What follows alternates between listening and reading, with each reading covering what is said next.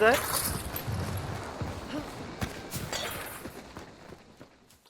Ahoy! We're doing another gameplay critique today. We are on Lawson Delta. The matchmaking is duos and singles. I've got a Nitro Express and a Dolch as my loadout. I know, a bit of a meme loadout, but it's okay. It's a fun one to play. My partner has got a Mosin rifle and Nagant officer pistol. Alright, here we go.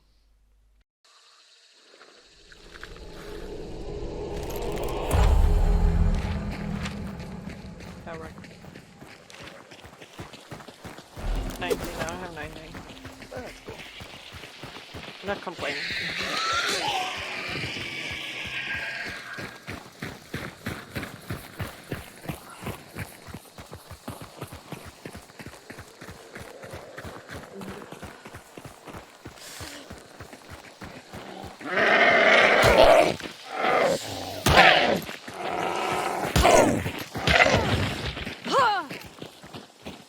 Felt so much better in Bay for some reason.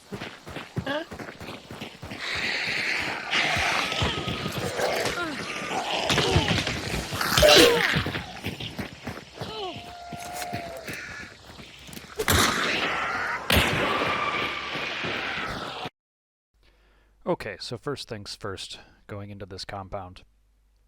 We haven't checked spawns on either side, which is not good. Generally, when you go into your first compound, you want to check spawns, so look to your left, look to your right, look east, west, north, south, whatever it happens to be, depending on where you spawned. And the reason for this is the spawns in this game are completely random, and it's entirely possible to have a team at the same compound with you, and you want to avoid a fight that you're not prepared for. So when you spawn in, as you're going into your first compound, you want to look to either side of you and see if you can see any hunters. As you learn the map, you'll know where the spawns are and where to look for hunters.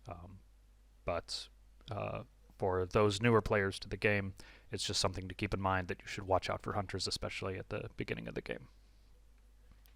Also, we are making a lot of noise here. We're shooting. Yeah, it's, again, telling anyone nearby that there are some hunters here. Okay.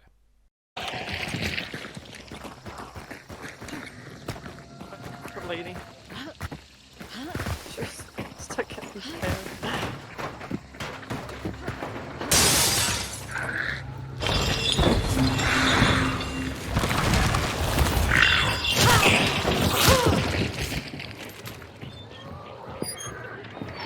My horse.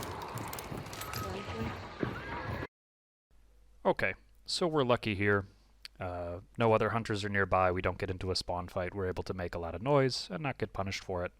And we grab the first clue. It takes us a while at this first compound, so I'm going to skip ahead a little ways. Okay. And, yeah, next mistake here would be that we take a long time on the first compound. You want to try and get to the center of the map as quickly as possible, and you want to try and get clues as quickly as possible. The reason for this is, as you get more clues, you get more information. As you can see here, when you get a clue, part of the map grays out, and the bosses are not in this area. And this is the same for all the players on the map. So when you get a clue, you know where the other players have to go. So they can't go here. I mean, they can, but the objective isn't there. So they're most likely to go, if someone was Salter's Pork, they're most likely to go Arden Parish, or, well, not Arden Parish, but Golden Acres, simply because of the way this is the one boss, this is another boss.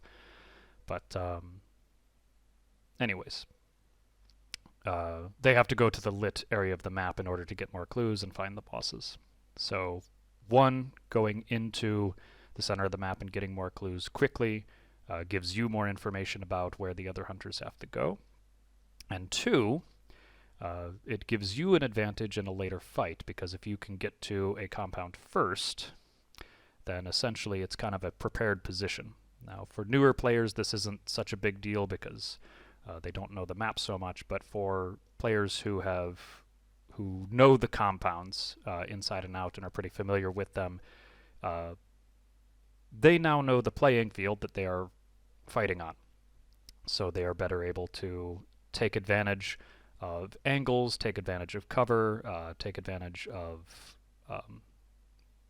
routes to rotate through, and this allows them to control the fight. So it's generally advantageous to get to the compound first and fight from the compound and fight people coming into the compound. That gives you more control of the fight, as opposed to both teams being in the woods and now you're kind of on even footing because everyone's just hiding behind trees and mounds of dirt.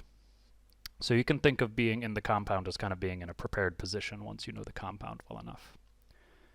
Okay, moving on.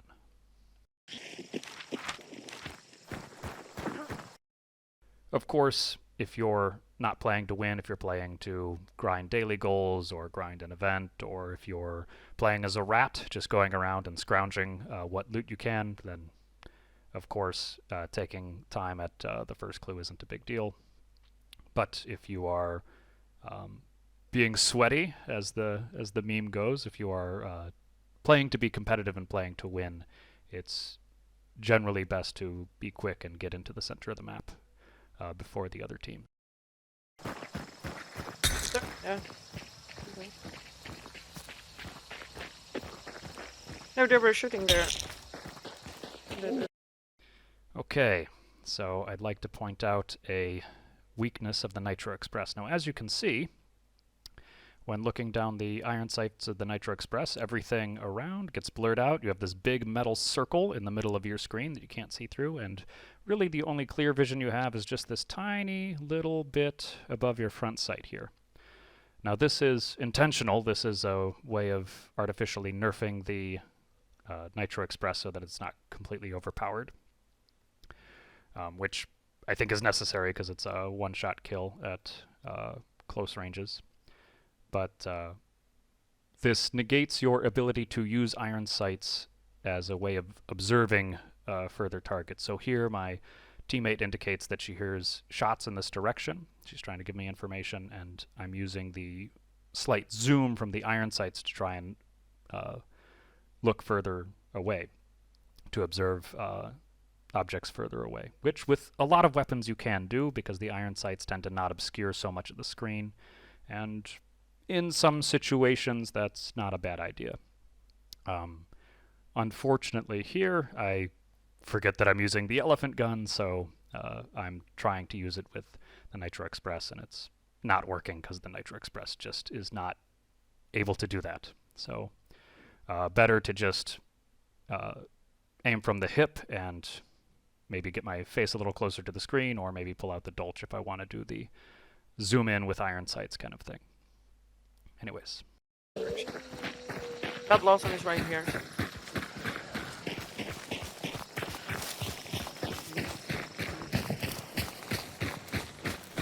And here we are getting to the second compound, a little over That 4 sounds minutes like into the match. Butcher is here. Yeah. And the boss is here.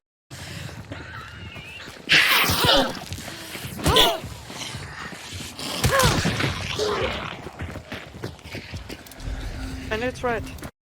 And it is red, as my partner just said, which means there are other hunters nearby.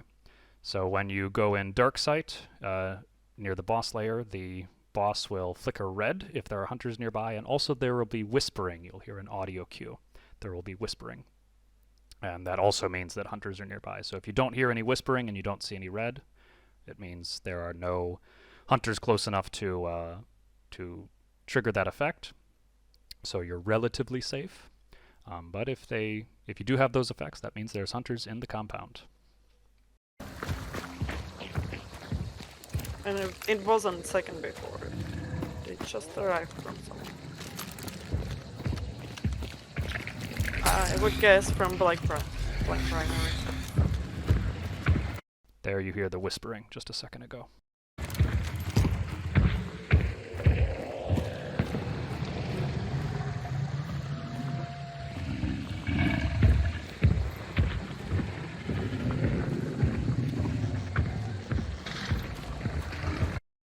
Yeah, and here I'm being indecisive, which is a mistake on my part, so I'm kind of thinking, oh man, you know, we've only got the one clue and I kind of want some money, so, you know, do you think I can go over there and get the second clue for that extra $50? And, man, okay, I need to forget about that. There's hunters here.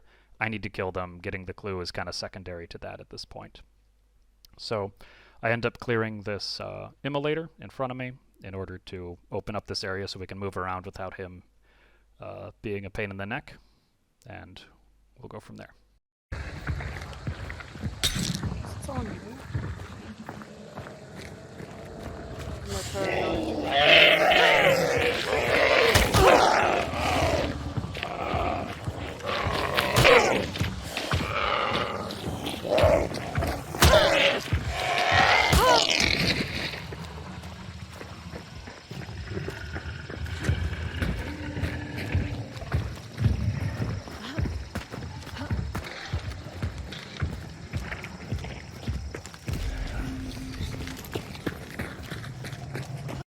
Again, being indecisive, still thinking about the clue. I need to move my butt here.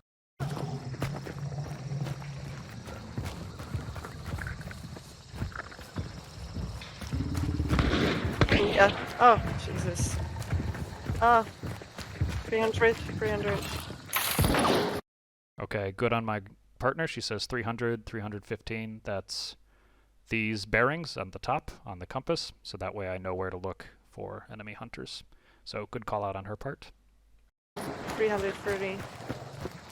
Sorry, 330, she says. Green church.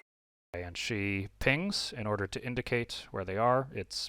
The pings are a little janky, so she misses and pings the wall instead of the building, but that happens. It's good to use the pings as well. It's good to verbally call out the bearings.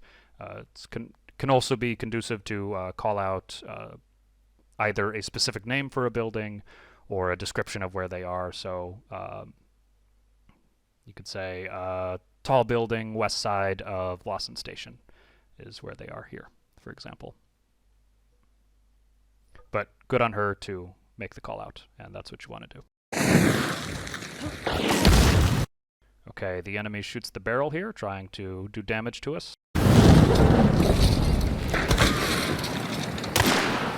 I shoot the other barrel, so they specifically can't do that while we are far enough away that it doesn't hurt us. And I'm still trying to find these guys. Again, observing with the iron sights, which just does not work with the nitro. And I almost get hit, so that was very lucky that the bullet ricocheted. So here I'm looking for information. I'm trying to see these hunters and try to shoot them, and I'm trying to shoot them from here, which is not optimal, especially with this gun, and I need to consider what my strengths are here, what my advantages are, what we bring to the table with our loadouts. So the enemies obviously have some kind of long-range weapons that they're shooting at us with. So maybe a Centennial, maybe Springfield, maybe a Martini, or a Sparks rifle, something like this. So they're good at long range. They're good at playing this kind of sniping, slow gameplay. I have a Nitro Express. I have an elephant gun and a Dolch. So I'm very, very dangerous close up with this loadout. I want to be inside of 50 meters. I want to be inside of that one-shot range for the elephant gun, which on the torso I believe is inside of 40 or 45 meters about. So I want to get closer. This is not the optimal engagement. My partner, she's got a Mosin, so that's more of a long-range weapon, but also good at medium range, and she has an officer, which, okay, not as good as a shotgun, but an officer is a very capable pistol. It's a two-tap on the body, and being a double-action revolver, it's very quick to get on that to get that two-tap. So she's good at medium range. She could definitely follow me in, back me up with a closer engagement. So one option here would be to go through the boss layer and use the train cars on the far side of the station to move up onto this building with the enemy hunters there and try and take a close engagement with them and take them down. Additionally, I have an elephant gun, so I can just go into the boss lair, kill the boss really quickly, and start to banish. And then they have to come to us and fight us inside of this building. So that would be another option here that our equipment, my loadout here, dictates as a, not dictates, but it's an option that the loadout opens up. And I'm not considering either of these options, so that's a mistake on my part, is not thinking, not playing to my strengths.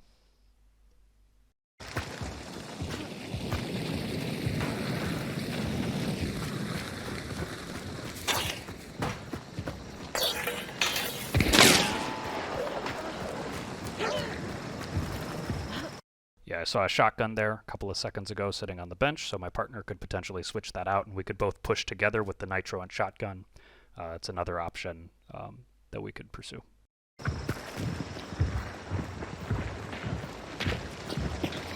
Again, trying to observe, it's not working. He's here. And there's another duo here. My partner tags him and calls it.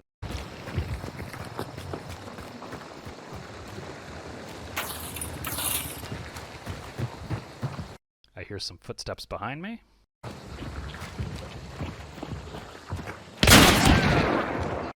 And that's a real easy kill. I hear those footsteps moving from left to right.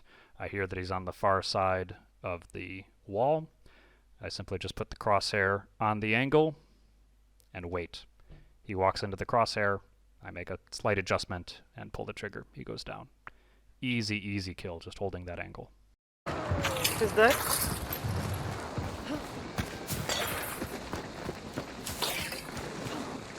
Oh, I want to go down. Was also behind us, no? Felt like something went. Now this is a mistake here. I wanted to go loot the body, which at this point is not entirely necessary. I still have all my meds, I have plenty of ammo, I have plenty of consumables, I have everything I need. So I don't really need to loot this body. I'm just kind of being greedy. And we know that the other teammate in this duo is behind this big hay bale. Now I've got a wall in between me and my partner. So I can still watch this angle from here, but I'm kind of limited. I can only really look through this hole in the wall, and I can't rotate from here. I'm kind of stuck. If I do rotate, it's going to take me, 5, 10, 15 seconds to get over there and be able to re-engage, which leaves my partner alone. So that's bad on me here. Around my head.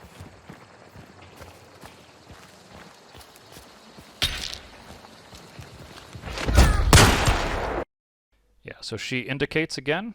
Good on her. We see the enemy hunter.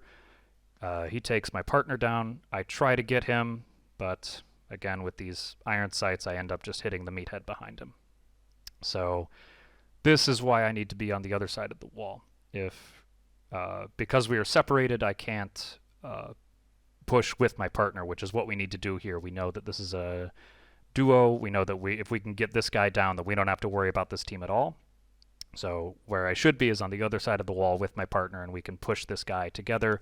I could go around one side of the hay bale, she can go around the other side of the hay bales, and then we kill him. And he's got a bow and arrow, so okay, maybe he can get one of us down, but it's a slow reload. If we push him together, we could get him. But instead, I'm out here on the other side of the wall because I wanted to loot this guy. Yes, but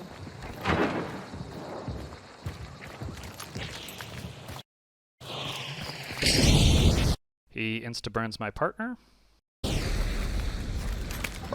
So I insta-burn his. Yeah, and I burn myself a little bit there too. So when you look at the aim indicator for grenades, when it is red, that means you are within whichever grenade you're using, you're within its area of effect. So here, it was red, that means I'm going to get set on fire by this thing. When it turns white, that means you're outside of the area of effect. And this is also true for flashbangs, for hive bombs. So if you throw a flashbang and the aim indicator is white, that means you are too far away for the flash to affect you. Even if you look it straight on, it will not flash you at all. You are out of range. It's not like Counter-Strike or something like this where the line of sight is taken into account so much. There is a limited range. Line of sight is taken into account if you are, say, behind a piece of cover and a flash goes off on the other side. It won't affect you, but if you're within range, and there's nothing in between, it will. But if you're out of range, it doesn't matter if you're looking right at the flash when it goes off. It won't affect you. Same with hive bombs. If you're out of range, the bees won't aggro to you. So, yeah. Here I am within range of this hellfire, so it's this Molotov, so it sets me on fire as well. All I needed to do there was back up a couple steps and throw it. That's all.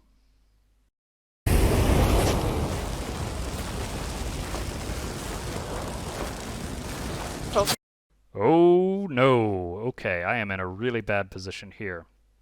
So, I am more or less in a corridor here. I can't really go left or right. There's no cover for me. Perhaps I could jump behind one of these supporting pillars. There's one immediately to my right off screen. But again, I could go there, but that would make me very predictable because all he has to do is hold that angle and wait for me to peek out. And he is in the good position because he can move laterally back into and out of cover, which is where you want to be. You don't want to be in a corridor like this. You want to be in a lateral field of movement like he is. However, I get lucky. My opponent makes a mistake and he misses me with his hand crossbow. So he really should have had better aim or taken a little more time to make sure that that shot hit, but he doesn't. And he misses. So. He's in front of you. And I take my time with my shot, and I don't miss. So this guy's down. Nice.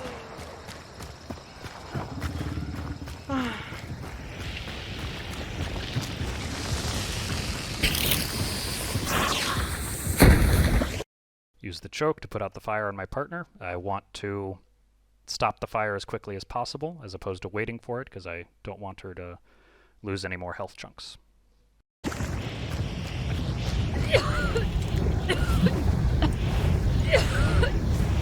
crouch down and move my head back and forth while I'm reviving her to make my head a harder target to hit for anyone looking at us.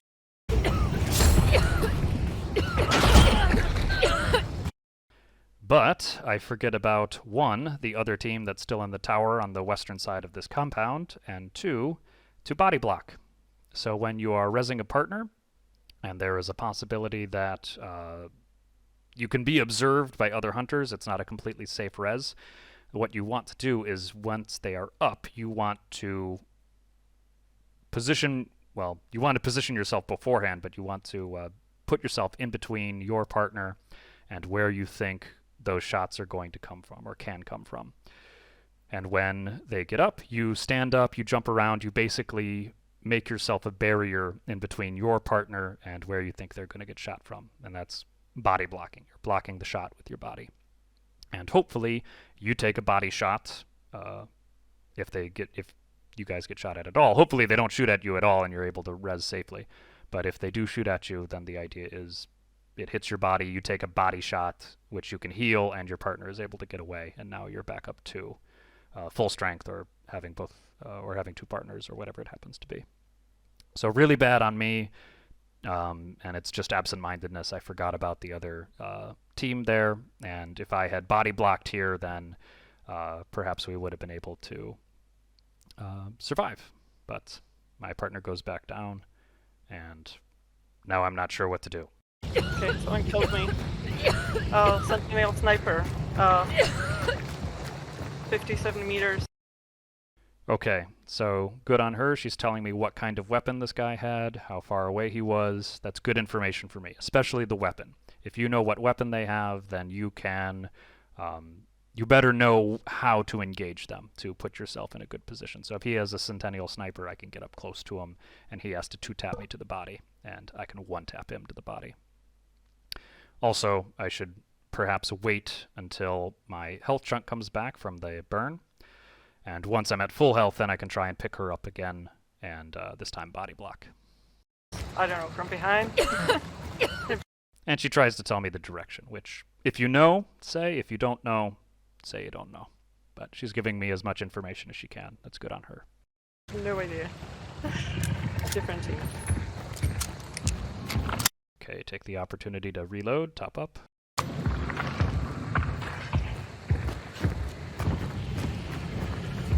Yeah.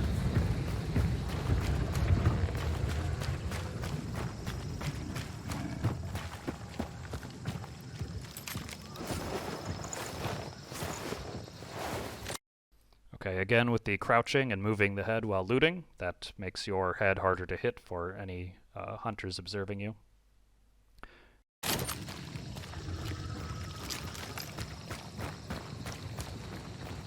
But I'm being kind of greedy here. Realistically, I could just go back and res my partner and try and body block. But it doesn't occur to me at the time. I figure, oh, she'll just go down again. So instead I'm out here and trying to look for something else to do, but I'm looking in the wrong place. Okay, I hear a fuse to my right.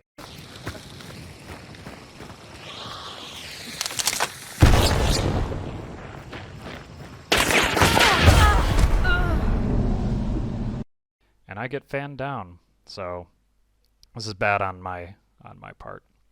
So what happens here is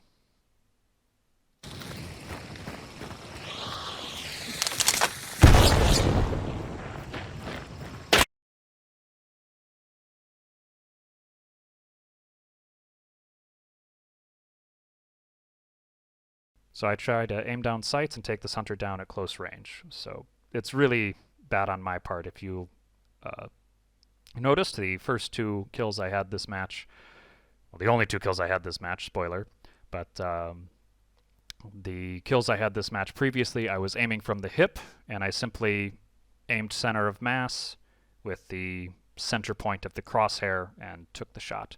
Perhaps on that first shot I got a little lucky with the dispersion, but those both worked out. And I was able to get those kills. And here she's even closer. I really don't have to use the iron sights. I can just treat it like a shotgun and aim from the hip. And if I have to blow both barrels to take this hunter down, that's okay. But instead I try to do some quick scope, or I try to use the sights, and it's suboptimal here. She's dancing left and right and is able to dodge me and throw off my aim, and I go down to her packs with fanning.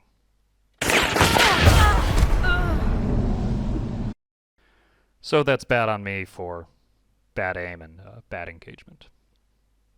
So, okay. I hope you guys enjoyed that video, and that is all for today. Have a good one.